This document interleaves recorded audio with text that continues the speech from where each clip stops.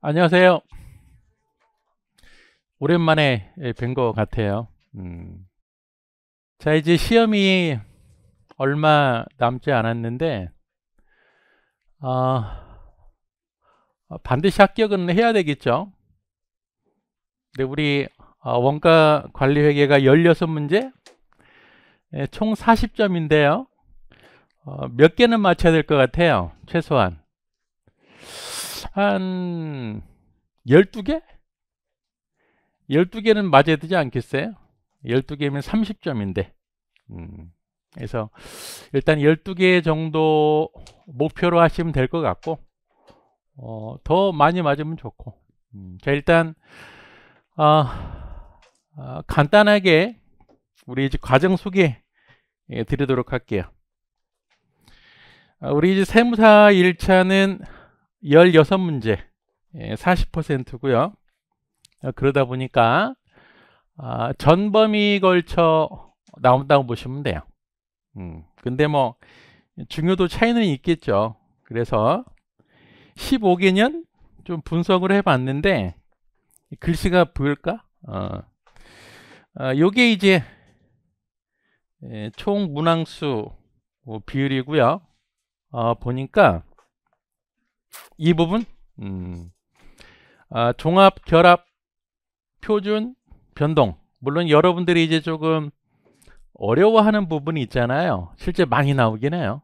근데 종합 결합 같은 경우에는 어렵다기보다는 중요하죠. 그래서 종합 결합 같은 전통적으로 중요한 부분은 깊숙이 해야 돼요. 시험도 좀 어렵게 나옵니다. 대신 중요하긴 하지만 어려운 부분이 있잖아요. 표준원가 계산, 변동원가 계산 이런 부분들은 실제 시험에서 어렵게 낼 수가 없어요. 어렵게 되면 변별력이 떨어지기 때문에 상대적으로 좀 쉽게 나옵니다. 그럼 우리는 좀 전략이 필요해요. 그러니까 누구나 다 중요하게 생각하는 부분은 열심히 깊숙하게 해야 되고, 대신 좀 어려운 파트는 최소한 기본적인 개념은 알고 가야 된다. 이렇게 전략을 세우면 될 것 같고요. 원가 파트에서 가장 중요한 부분은 종합 결합이 되고요. 그 다음 표준 변동은 이제 원가 관리가 혼합된 부분이라고 보시면 되고, 관리 파트에서는 당연히 손익분기 분석, 그 다음에 관련 원가 분석에서 자주 많이 출제가 된다고 보시면 되고, 나머지 부분들도 출제가 안 되는 건 아니에요. 다 됩니다. 하지만은 빈도로 보면 요 6개의 주제가 좀 많이 출제가 되더라. 자, 이 15개년도 좀 분석을 해보니까 이런 게 있더라고요. 한 10여 년 전? 여러분들 이전 정도 됐나? 이때는 누가 우리 시험 공부한다고 그러면 적극적으로 추천을 했어. 흔히 말하면 투입되는 어떤 시간과 자원이 우리가 합격했을 때 얻는 보상에 비해서 굉장히 좀 작았어, 예전에는. 근데 가면 갈수록 어때요? 어려워지거든. 자, 우리 원가관리 회계도 사실 어려워져요. 그러니까 과거 한 10년 이전 문제하고요, 지금 문제하고 비교를 해보면 많이 어려워졌거든. 앞으로도 어려워질 가능성이 크고. 왜? 여러분들이 늘어나잖아요. 또 다 똑똑하잖아요. 똑똑하다고 하고, 그러니까 가면 갈수록 시험은 어려워집니다. 그럼 어떻게 어려워지냐면 문제가 커지고 있어요. 가면 갈수록. 또 하나는 자료가 제시된 상태에서 문제 푸는 개념이 아니고요, 이미 결론이 나와 있는 상태에서 뭔가 추정하는 문제들이 늘어나고 있다고. 또 하나는 회계사 문제하고요, 간격이 좁아져요. 사실 원가관리 회계는 우리 세무사 시험하고요, 회계사 시험이 차이가 컸어요. 1차도 어느 정도 차이가 있었고 2차는 차이가 많이 났었거든. 근데 점차 줄어들어. 그러다 보니까 1차 시험 같은 경우에는 큰 차이가 없어요. 약간의 차이가 있지만 예전처럼 그렇게 뭐 눈에 띄는 차이는 없다고. 2차 시험 같은 경우에도 옛날에는 굉장히 차이가 컸었는데 요즘에는 간격이 좀 좁아들고 있어요. 그래서 우리 교재 보면 우리 기출문제도 있지만 회계사 기출문제도 있거든요. 요거 참고로 보셔야 됩니다. 자, 그래서 이 세 가지 이유 때문에 계속 어려워지고 있는데 그럼 우리가 어떻게 해결을 해야 될까 다 알고 계시는 거지만 첫 번째는 문제의 크기가 커지니까요. 이제 문제를 보시면서 해석 능력을 키워야 돼. 자, 그 다음에 이제 추정, 역추정 문제를 해결을 하려면 무지성이라고 그러나 아무 생각 없이 풀어서는 안 돼요. 이제 옛날에는 가능했었거든. 옛날에는 제시된 자료를 내가 풀어왔던 틀에만 집어넣으면 답이 나왔어요. 옛날에는. 지금은 반대로 해야 된다니까. 제시된 결과를 가지고요, 자료를 추정해야 되는 문제가 많이 출제가 돼요. 그러다 보니까 예전에 비해서 좀 생각을 좀 하셔야 됩니다. 자, 회계사 문제와 간격이 좁아지고 있기 때문에 당연히 회계사 기출 문제도 참고를 해야 됩니다. 자, 우리 교재 3판이에요. 3판. 자, 일단 2024년 기출 다 반영이 되어 있고요. 그 다음에 우리 이제 기본서, 기본 강의할 때 그림 그려놓은 것들이 있잖아요. 걔를 다 집어넣었어요. 뭐 예를 들어서 전체 흐름이라든지 표준 원가 계산이라든지 관련 원가 분석이라든지 다 도식화해서 집어넣기 때문에 정리하실 때 활용하셔도 괜찮을 것 같아요. 자, 그 다음에 주제별 핵심 이론, 각 장별 앞에 다 배치해 놨기 때문에 문제 풀기 전에 한번 살펴보고 들어가셔도 될 것 같아요. 간단하게 보여드리면 짤막짤막하게 중요한 부분들만 정리를 해놨습니다. 그리고 다양한 유형의 문제, 뭐 당연한 거고. 자, 마지막에 문제 수가 많다 보니까 복습할 때 질문하시더라고요. 좀 선별을 좀 해주시면 안 될까요? 그래서 3판에서는 필수하고요, 고급을 표시를 해놨습니다. 자, 이렇게 별표, 이게 필수. 얘는 좀 풀어보셔라, 복습하실 때. 그리고 요게 이제 표시가 뭔지 모르겠는데 좀 기분 안 좋죠? 고급. 그러니까 요거는 내가 스스로 판단하면 돼. 내가 필수 문제는 어느 정도 다 정리가 된 상태라면 얘를 보면 되는 거고요. 필수도 정리도 안 된다, 볼 필요 없어요. 봐도 안 되고 봐도 모르고 시간 낭비라고.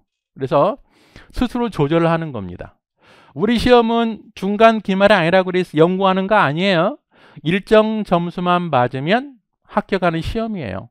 아까 제가 서두에 말씀드렸잖아요. 16문제 중에 12문제. 그럼 80%거든. 그러면 몇 점? 30점이에요. 30점. 요 정도만 맞아도 훌륭해 사실. 16개 다 안 맞아도 돼요. 자, 그래서 필수 고급 구분해 놨으니까 복습하실 때 참고하시면 될 것 같고. 자, 요거 이제 좀 전에 말씀드린 거. 모든 시험은 상중하 이렇게 구분이 돼 있거든. 모든 시험은 다 그래요. 우리 시험도 그렇고. 단지 차이가 있다면 배치가 다를 뿐이에요. 그러니까 예를 들어서 이런 거 있잖아요. 쉬운 문제부터 쭉 난이도 높아가게 배치가 된다면 상대적으로 쉬워 보여. 근데 그 상중하 난이도를 어떻게 배치하느냐에 따라서 여러분들이 느끼는 체감 나이는 달라지거든. 그럼에도 불구하고 비율은 동일합니다. 그러면 가장 쉬운 난이도 얘가 한 20-30%. 예. 그 다음에 중 요게 40-50%. 얘를 다 맞추면 몇 %예요? 70-80%거든. 얘만 맞아도 돼요. 요게 바로 아까 제가 말씀드린 12문제라고. 나머지 4개 있잖아요. 그중 하나만 더 맞아도 찍어도 13문제 되잖아. 자, 그래서 최상위 난이도가 20-30% 됩니다. 결론적으로 우리는 난이도가 중, 하 요것만 맞춰도 합격하는 데 지장이 없어요. 이 말씀을 왜 드리냐면 우리한테 이제 남은 시간은 많지가 않아요. 기본반이 아니거든. 지금은 스스로 이제 정리를 해야 될 시간이에요. 그러면 우리 객관식 수업에 어떻게 접근하면 됩니까? 보긴 다 봐야죠. 수업은 다 듣되 스스로 복습할 때는 조절을 해야 돼요. 내가 어느 정도 소화할 수 있는지. 제 개인적인 욕심으로는 여기까지는 좀 100% 맞춰주면 좋겠어. 이런 100% 합격. 근데 이거마저도 쉽지는 않아요. 근데 요걸 높이겠다? 이건 무모한 겁니다. 근데 이 중에는 실력이 거의 비슷할 거예요. 비슷하지만 그 중에 좀 특출난 분들 계시잖아요. 나는 이해 다 알아. 이해하고 싶어. 그런 분들만 하세요. 그런 분들만. 그럼 요거 내용은 지금은 스킵할 때는 아니야. 수업에 들어보세요. 자, 지금 듣는 수업 내용은 시험장 가서 생각이 나. 지금부터는. 근데 수업 끝나고 한두 달 여러분들 시간이 있거든요. 이 시간이. 그때 복습할 때는 선별을 해야 돼. 그때부터는 뭘 해야 되는 거냐면 내가 확실히 맞출 수 있는 거에 전념을 해야 됩니다. 아니면 실수한다고. 어찌됐든 요거까지만 맞춰도 우린 성공한 겁니다. 합격하는 거야. 그래서 요걸 확실하게 맞추자. 우리 목적은. 자, 이제 문제 풀이 과정. 당연히 이제 사이즈가 커지니까 문제 하나하나를 분석을 할 거예요. 요 문장은 왜 썼고 요 단어는 어떤 의미를 가지고 있고 그걸 분석을 하고요. 그 다음에 분석을 통해서 이 문제가 개별인지 종합인지 변동인지 표준인지를 일단 확인을 하고 그 다음에 이제 해답을 풀기 위해서 자료 정리를 할 거예요. 곳곳에 산재되어 있는 자료를 수집을 하고 그 다음에 문제풀이 할 겁니다. 이 중에 가장 중요한 단계가 바로 문제 분석하고 자료 정리입니다. 지금 시간이 조금 걸릴 수도 있어요. 하지만 우리는 문제를 빨리 푸는 게 중요한 게 아니고요. 실수를 줄이는 게 중요한 겁니다. 꼼꼼히 지금 보셔야 돼요. 시간 충분해요. 실전에서도. 자, 학습 전략. 일단 우리 객관식 수업이다 보니까 문제 자체가 연결된 문제는 안 나와요. 거기 거의 개별원가 계산이면 개별원가 계산에 대해서 나오고 종합이면 종합에 대해서 나옵니다. 그러다 보니까 각 챕터별로 중요한 이론들이 있잖아요. 요거 일단 정리를 하셔야 돼. 다행히도 우리 교재 앞에 정리된 게 있잖아요. 그걸 활용하시면 될 것 같고요. 두 번째는 아까 말씀드린 복습을 위해서 각 장별 주요 문제를 선별을 해 놓으시려고. 필수 문제를 참고하셔도 괜찮고요. 근데 필수 문제가 누구한테 다 좋다 그렇지는 않아. 개인차가 있기 때문에 해서 참고를 하시고요. 내 학습 정도에 따라서 정리를 하시려고. 예를 들어서 장별로 한 15문제 정도 한다든지 이렇게 정리를 하세요. 그 다음에 매일 풀어봐야 돼. 매일. 30분도 괜찮고요. 10분도 괜찮아. 회계는 계산 문제는 매일 풀어보지 않으면 잊어버려요. 그러니까 하루에 뭐 원가 관리 회계를 한두 시간 한다? 쉽지는 않을 거예요. 다른 과목들이 있으니까. 대신 2, 30분이라도 꼭 보시라고. 그래야 이제 잊어버리는 그걸 낮출 수가 있으니까요. 대신 문제 풀면서 뭐가 중요하다? 문제 해석과 자료 정리가 매우 중요하다. 급하게 하지 마시라. 급하게 하지 마시라. 자, 이 정도로 하고요. 이제 수업 들어가도록 할게요.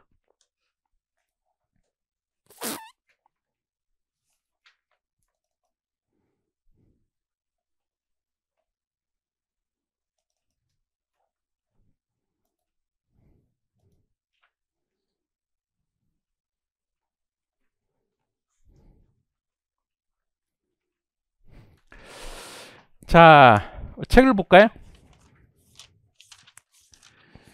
문제가 많아요. 문제가 많은데 한 8, 90%는 수업 중에 풀어드릴 것 같고요. 나머지는 뭐 보지 않으셔도 무방합니다. 근데 조금 여러 개 되시는 분들은 보셔도 괜찮고요. 일단 중요한 문제는 거의 다 풀어드릴 거니까요. 자, 9페이지 우리 출제 경향 있잖아요. 요거 한번 나중에 한번 보시고 복습하실 때 아까 말씀드린 건 똑같아요. 그러니까 원가 쪽에서는 종합 결합이 많이 나오고 표준 변동은 당연히 많이 나오는 거고요. 관리 쪽에서는 CVP 분석하고 관련 원가 분석이 많이 출제가 되더라. 그렇다고 하더라도 다른 파트들도 가끔 조금씩 출제가 되니까요. 완전 버릴 수는 없다. 참고로 보시고. 그 다음에 10페이지부터는 필수 개념 그림 그려놓은 거니까요. 여러분들 정리할 때 한번 활용하시면 될 것 같고. 자, 이제 1장 보겠습니다. 제조원가 흐름 40페이지.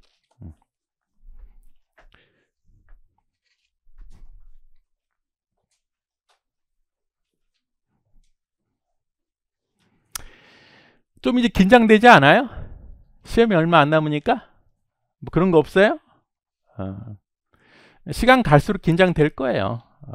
근데 제가 누누이 말씀드리지만 절대 포기하면은 안 된다. 공부가 안 돼도 시험 보러 가세요. 내년을 위해서라도. 절대 포기하면 안 돼요. 절대. 그리고 지금부터는 컨디션 관리 잘 하시고. 우리가 뭐 한 4개월, 5개월 남았다. 절대 안 그래요. 시간 금방 빨리 갑니다. 지금부터는 빨리 간다고. 수업 시간에 잘 들으셔도 이제 기억에 남아요, 이제. 그러니까 수업 시간 절대 빠지지 말고요. 잘 들으시면 돼. 자, 원가 관리회계 출발점이 재무회계 관리회계 차이점이잖아요. 이걸 정리를 해놨는데 예전에는 이런 문제도 나왔다니까. 아주 예전에는. 지금은 거의 나오기 힘들죠. 왜? 어려운 걸 내야 되니까. 근데 혹시 모르니까 요 차이점을 좀 살펴보면 재무회계는 외부정보 이용자, 관리회계는 내부정보 이용자. 당연한 거고.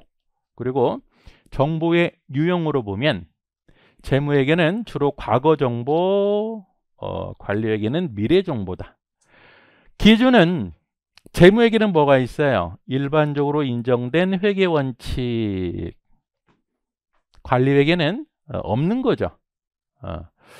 자, 보고서는 재무회계는 재무제표라는 보고서가 있지만 관리회계는 없습니다. 뭐 특수목적 보고서라고 돼 있는데요. 일정 형식이 없다고 보시면 돼요. 재무회계는 당연히 신뢰성을 강조하는 정보고 관리회계는 목적 적합성. 왜? 관리회계는 누굴 위한 회계예요? 사장님을 위한 회계예요. 사장님을 위한 회계다 보니까 사장님의 요구만 충족시켜주면 돼. 그래서 목적 적합성을 강조하더라.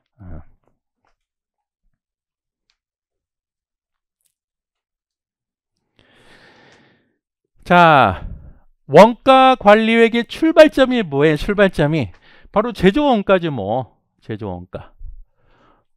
출발점이 제조원가인 이유가 중급회계는 상기업을 가정한 회계이기 때문에 공장 자체가 없어요.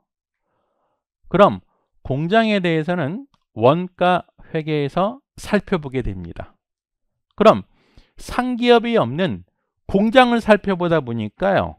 공장에서 뭐가 발생이 되지? 그게 제조원가다 그런 얘기죠. 그럼 제조원가는 심플한 거예요.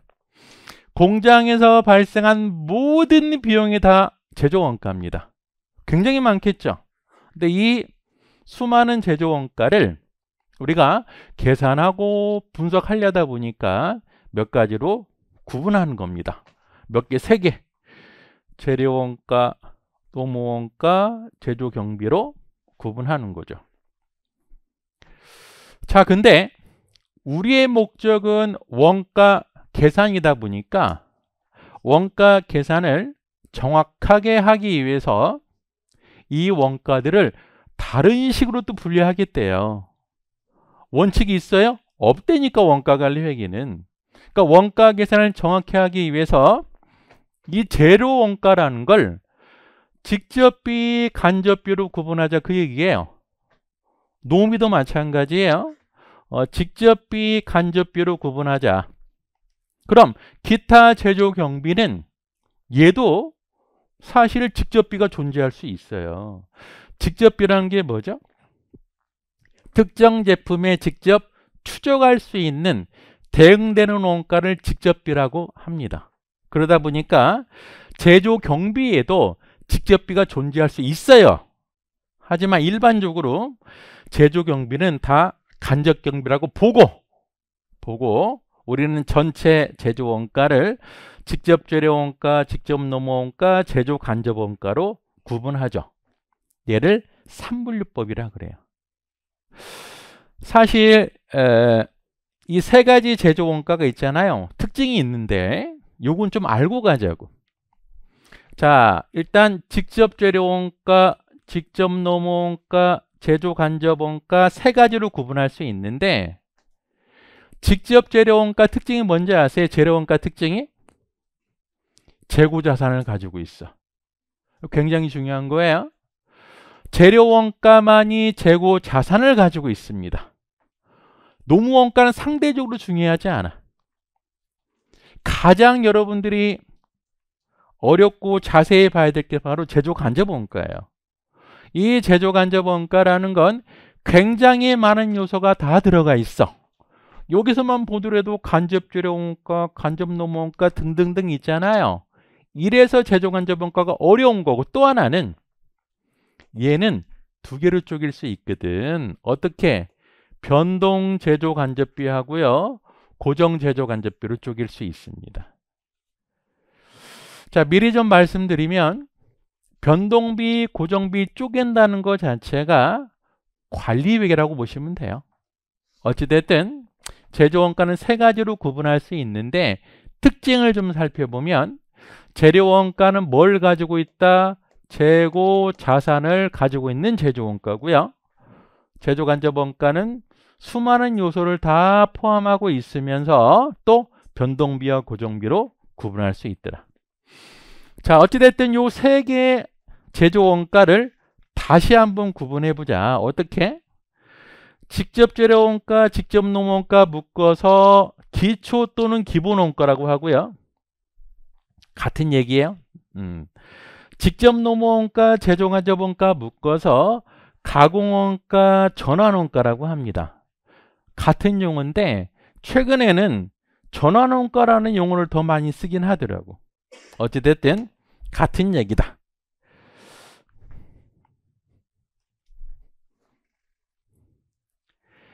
자, 이제 제조원가 흐름 파트에서 이제 문제에 나올 수 있는 거 한번 살펴볼게요. 자, 먼저 재료원가라는 건 바로 뭐예요? 재고 자산을 보유한다고 그랬잖아요. 재고 자산을 보유하다 보니까 재료 구입액하고요. 재료 사용액이 다르다고. 그러면 당기 발생한 재료 원가라는 건 구입 금액을 말하는 거예요? 사용 금액을 말하는 거예요? 사용 금액을 말하는 거죠. 그래서 재료 원가 같은 경우에는 사용분을 찾아야 됩니다. 사용분. 사용분은 어떻게? 기초, 기말, 원재료 재고를 통해서 찾아야죠. 등식은 이렇게 되어 있지만 여러분들은 어떻게 찾아야 돼요? T 계정을 그리셔야 돼.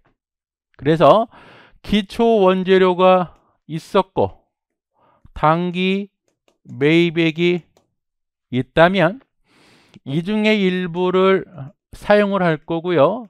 기말 원재료가 남을 거다. 그런 얘기죠. 그럼 재료 원가라고 하는 건 얘를 말하는 거다.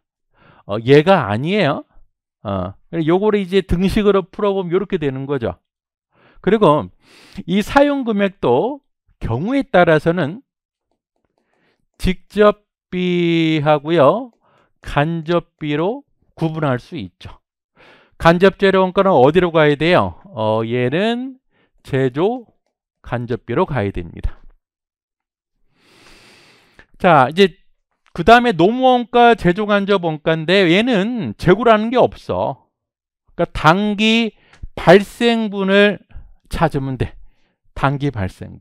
이제 당기 발생분인데 또 여러분들을 조금 또 헷갈리게 어렵게 만드는 게 바로 뭐냐면 이 발생분하고요, 현금 지출분, 요걸 구분할 수 있어야 돼.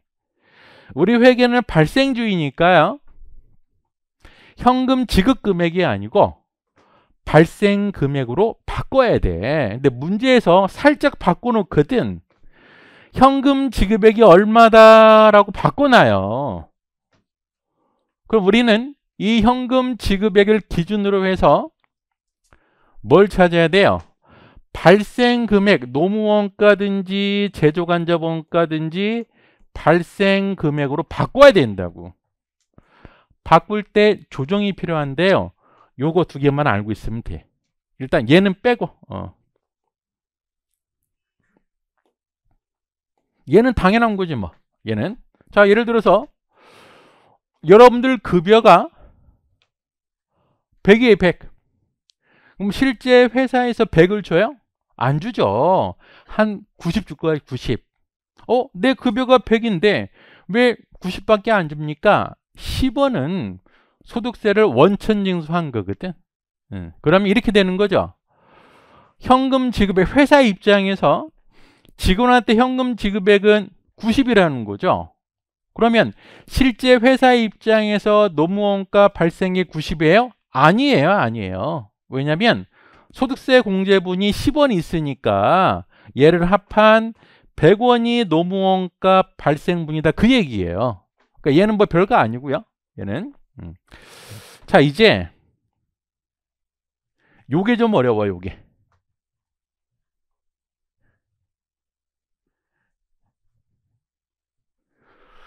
자, 요게 어려운데요. 이렇게 한번 생각해 보자고. 자료에서 현금 지급액이 얼마다라고 제시가 돼 있어. 그러면 우리 입장에서는 얘를 그냥 발생 금액으로 생각을 하는 거예요. 요만큼이 발생 금액이다. 자, 근데 이런 게 있어요. 나는 현금 지급액만 발생 금액으로 봤는데 현금이 안 나갔는데 비용 처리되는 게 있더라, 그런 얘기예요. 현금은 안 나갔지만 비용 처리해야 되는 거, 걔가 바로 얘거든. 얘는 바로 뭐냐면 현금 지출은 아니야. 나는 현금 지출만 비용으로 봤거든. 근데 얘는 현금 지출은 아니지만 비용 처리해야 되는 게 있어요. 얘는 분계를 생각해 보시면 돼. 분계. 미지급액 증가라는 건 어떻게 분계하면 되나요? 미지급액 증가라는 것. 자, 미지급 부채잖아요. 대변에 미지급이 생기는 거고, 증가니까. 차변에 해당 비용이 되잖아요. 자, 요 분계를 보니까 현금이 나가지 않았는데 비용 처리되는 게 있다는 거죠. 얘는 당연히 가산해 줘야지. 뭐에 가산해 줘요? 발생 주의 비용에 가산해 주는 거야. 다시 한번. 나는 현금 지급만을 비용으로 봤는데 살펴보니까요, 미지급 증가분이라는 건 현금이 나가지 않으면서 발생한 비용이라고 당연히 넣어줘야지. 얘는 뭘까? 성급 감소분. 성급이라는 게 뭐죠? 회사 입장에서 비용 발생이 안 되는데 미리 돈 준 거야. 값을. 자, 그럼 성급 같은 경우에 성급을 지급했을 때는 어떤 현상이 발생이 되냐면 현금이 얼마 나가고요, 회사 입장에서는 성급이라는 뭐가 생겨요? 자산이 생기잖아. 여기 성급이 증가했을 때, 나중에 다음 기회가 되면 얘가 어떻게 돼요? 잡아놨던 성급이 상계 처리가 되면서 비용이 잡히는 거죠. 얘가 바로 성급 감소잖아요. 자, 요 분계를 보니까 어때요? 돈이 나가지 않으면서 비용 발생되는 게 있거든. 거기 바로 요거로. 성급 감소분도 돈 지출된 건 아니지만 비용 발생이기 때문에 얘를 가산을 해줘야 돼. 사실 얘만 알면 되잖아요. 얘만 알면. 그렇지 않아요? 얘는 반대로 해석하면 되잖아. 미지급 증가분은 비용에 가산하니까 미지급 감소는 비용에서 차감하면 되고요. 성급 감소를 비용에 가산하니까 성급 증가는 비용에서 차감하면 되겠죠. 요거까지만 기억하시라고. 다른 거 바라지도 않으니까 요까지만. 얘는 매년 나온다고 보시면 돼요. 어떤 식으로든. 이런 건 반드시 알고 계셔야 돼. 필수로 필수. 자, 그 다음에 이제 제조원가 흐름 파트에서 가장 많이 물어보는 개념이 바로 이거죠. 단기총 제조원가. 단기총 제조원가. 단기총 제조원가는 뭐가 포인트냐면 사실 요거예요. 요거 단기 총 들어간 제조원가예요. 그러다 보니까 뭘 넣으면 안 돼? 기초 제공품을 넣으면 안 돼.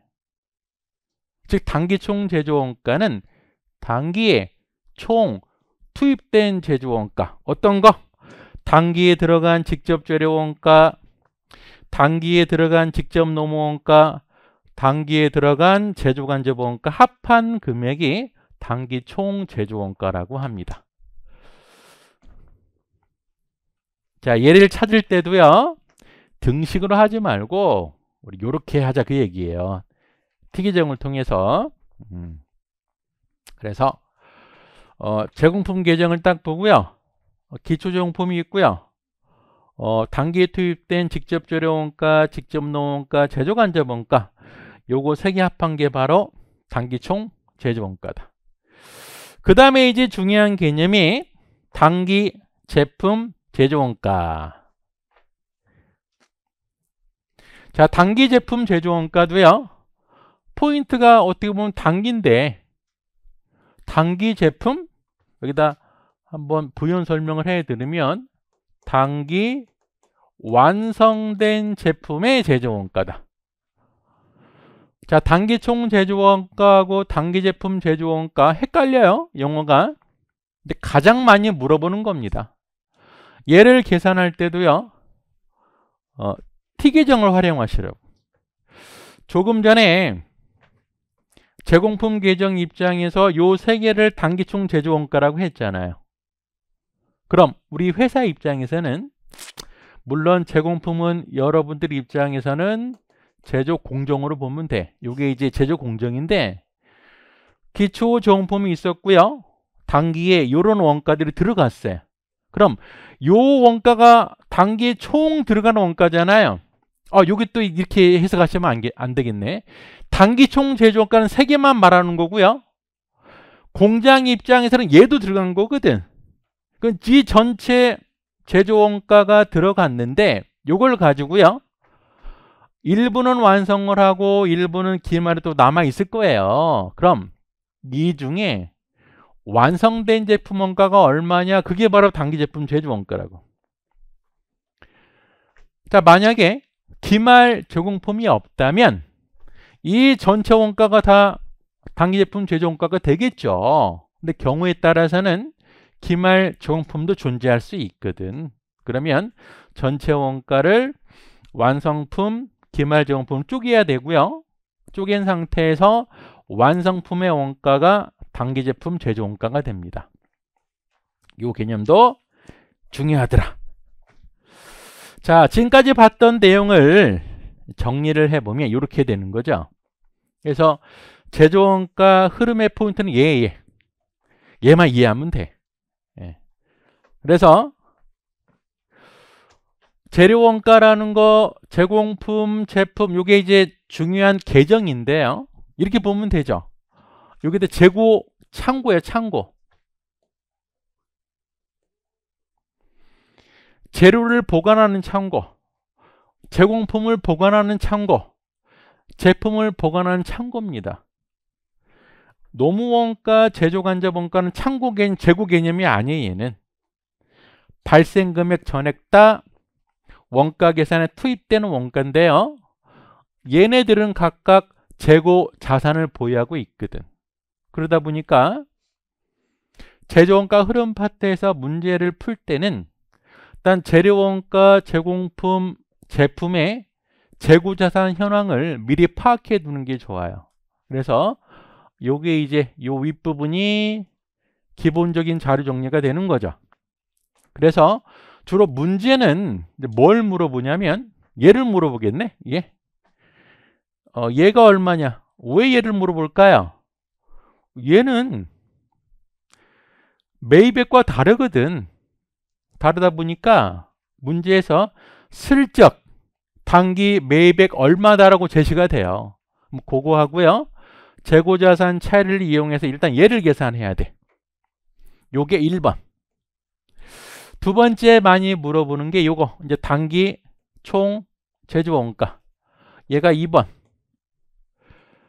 3번은 단기 완성된 제품의 제조 원가, 단기 제품 제조 원가가 되죠. 얘가 3번. 얘가 단기 제품 제조 원가인데요. 단기 제품 제조 원가는 제공품 계정에서도 찾아볼 수가 있고 또 어디에서도 제품 계정에서도 찾아볼 수 있어요. 왜냐하면 이 단기 제품 제조 원가가 제품 계정에 그대로 들어가거든. 그래서 얘하고 얘는 어때요? 서로 같잖아요. 그러다 보니까 경우에 따라서는 단기 제품 제조 원가를 제공품 계정에서 찾을 수 있게 물어보기도 하고 제품 계정에서 찾을 수 있도록 물어보기도 합니다. 당연히 판매된 부분이 바로 뭐가 돼요? 손익계산서의 매출 원가가 되죠. 자, 여기까지 이론적인 내용을 좀 봤고 문제를 보겠습니다. 1번.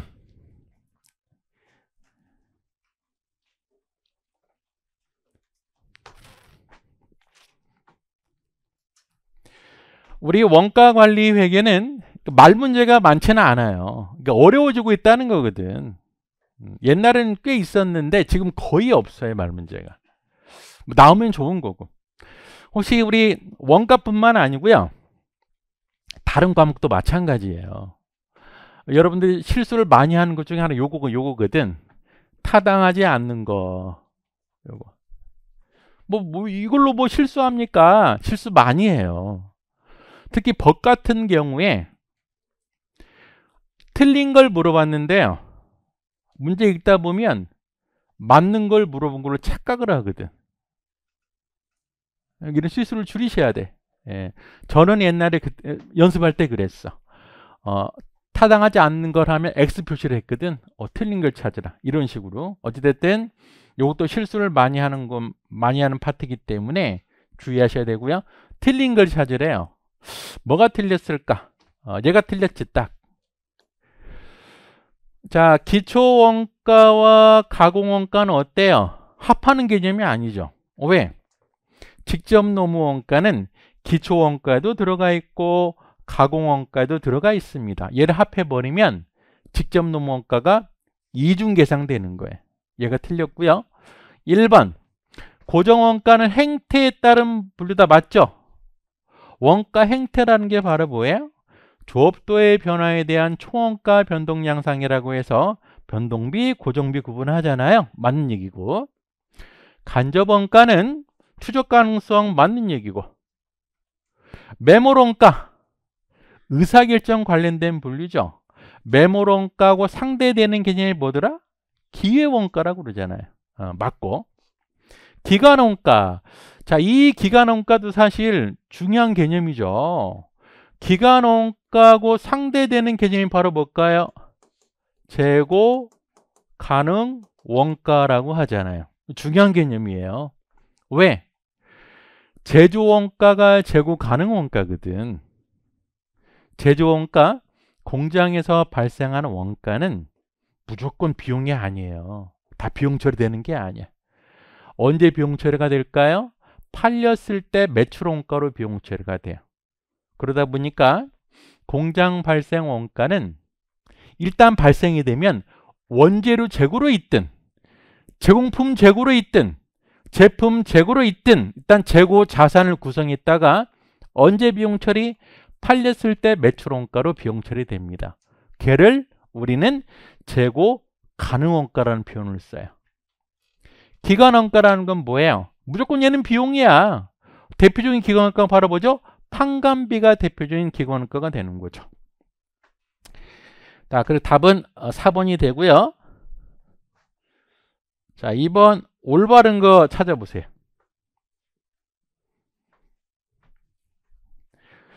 혹시 헷갈릴 수 있으니까 이렇게 해도 될 것 같은데 맞는 거 찾으시오.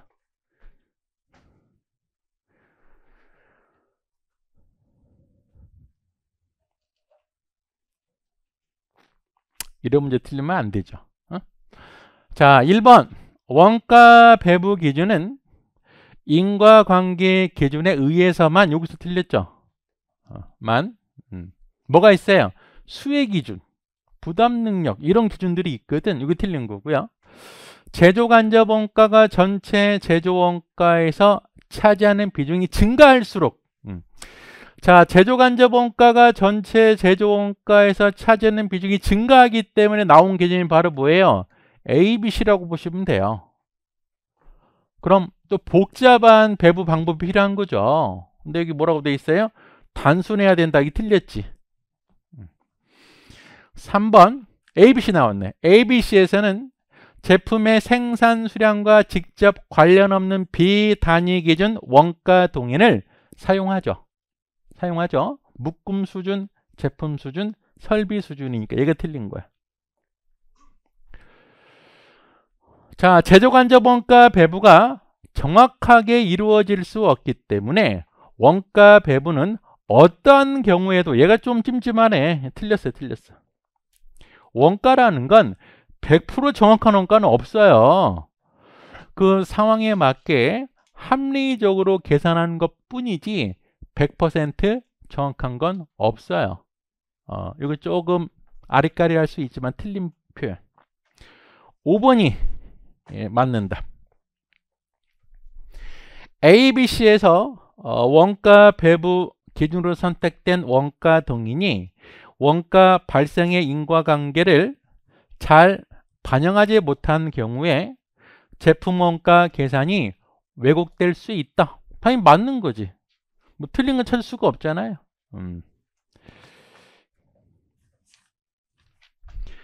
자, 3번 보겠습니다.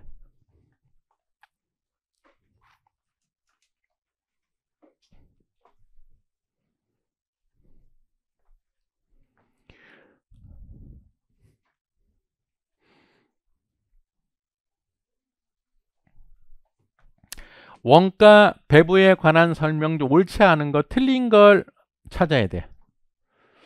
딱 보니까 5번 틀린 것 같아. 예. 제품의 다양화는 더 단순화된 배부 기준을 요구하고 있다. 요게 틀린 건데, 이거 하나 생각해 보자고요. 우리 ABC가 도입된 배경. 첫 번째가 제조간접비 비중이 증가했다. 그 다음에 또 하나의 중요한 기준이 소품종 대량 생산에서 다품종 소량 생산으로 바뀌었기 때문에, 소품종에서 다품종으로 바뀌었기 때문에. 자, 왜 소품종에서 다품종으로 바뀌었기 때문에 ABC가 나왔을까? 이 소품종을 한 개, 단일 품목이라고 볼까요? 내가 하나만 생산한다면 원가 계산이 복잡할까? 복잡하지 않겠지. 품목이 많아지니까 복잡한 거잖아요. 그래서 다품종 소량 생산으로 전환됐기 때문에 ABC가 필요하다고 합니다. 보세요. 제품의 다양화, 바로 다품종을 의미하는 거잖아요. 이럴 때는 어떤 방식? 단순한 배부 기준이 아니고요, 복잡한 배부 기준을 써야 되겠죠. 요건 중요한 거예요. 자주 물어보는 거. 나머지는 맞는 표현인데요. 원가 배부 기준은 가능한 한 인과관계를 충분히 반영, 인과관계의 기준이 가장 이상적인 기준이라고 하잖아요. 맞고, 분리점에서 판매 가치 기준에 의한 결합원가 배부는 인과관계가 아니고요, 판매 가치니까 부담 능력 기준, 원가를 부담할 수 있는 능력에 따라서 배부한다는 거잖아요. 그러니까 매출이 큰 애한테 더 많은 원가를 부담시킨다는 거죠. 3번, 제조간접 원가 비중이 커질수록 ABC 생각하시면 되겠네요. 좀 더 다양한 배부 기준이 필요하더라. 보조 부문의 배부에 있어서 단계 배부법이 직접 배부법보다 항상 합리적인 배부 결과를 가져오는 것은 아니다. 자, 우리 보조 부문 하면 뭐가 떠올라야 돼요? 상호 용역 수수관계. 자, 이 상호 용역 수수관계를 어느 정도 반영할 거냐에 따라서 직접 배부법이 있고요, 단계 배부법이 있고, 상호 배부법이 있죠. 자, 어떤 방법이 가장 정확해요? 얘가 가장 정확해, 상호가.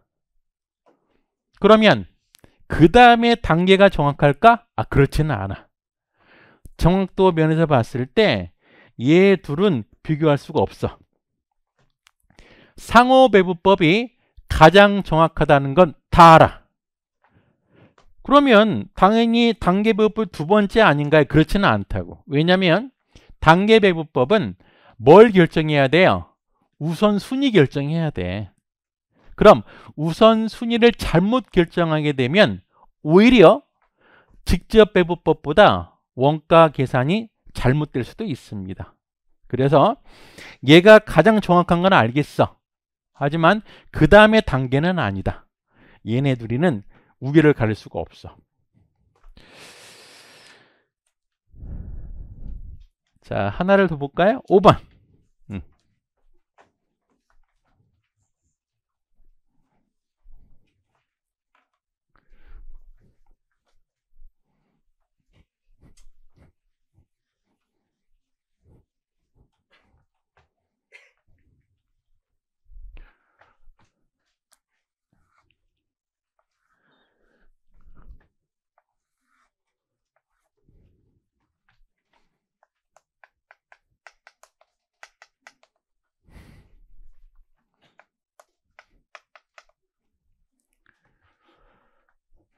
자, 원가관리 회계는 독해 문제 문해력 테스트 그런 말도 있어요. 요런 문제가 그런 문제거든. 꼼꼼히 잘 봐야 돼요. 대충 보면 무슨 말인지 몰라. 자, X 1년 초에 대규모 자본을 투입해서 시작한 한국은 요거 뭐 문제와는 상관은 없는데요. X 1년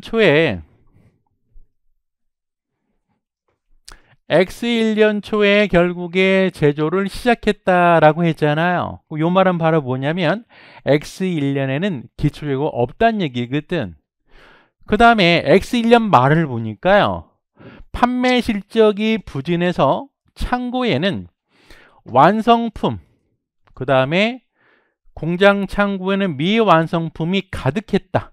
그럼 X 1년 12월 30일 재고는 굉장히 많다는 거죠. 그쵸? X 2년, 이제 우리가 살펴봐야 되는 건 X 1년이 아니고요. X 2년이라고, 2년. 다음에 되니까 6월에 회사 경영자는 모든 재고를 싼 값에 처분하고요. 공장을 폐쇄했다. 결국에 X 2년 기준으로 보면 1월 1일자는 재고가 굉장히 많은데 6월 30일에는 재고가 어때요? 없는 상태거든.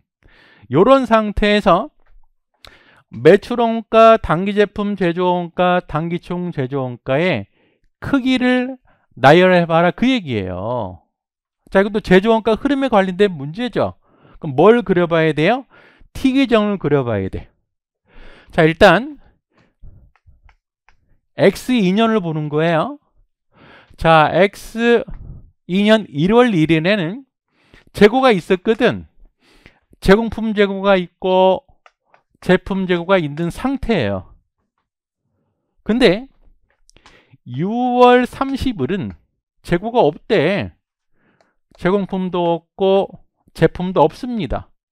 우리는 뭘 찾아야 되냐면 단기총 제조원가, 그 다음에 단기 제품 제조원가하고요, 매출원가의 크기를 결정해야 돼.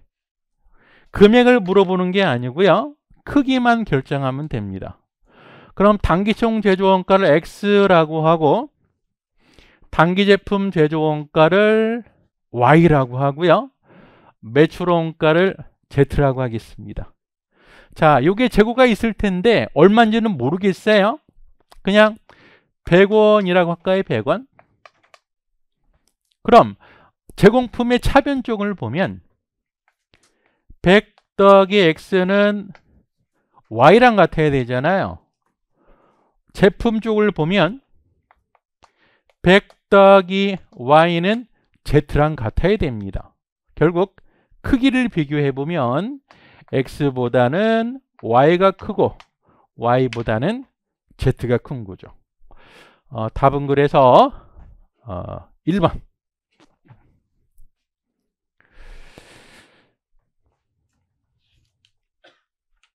잠시 쉬었다 하겠습니다.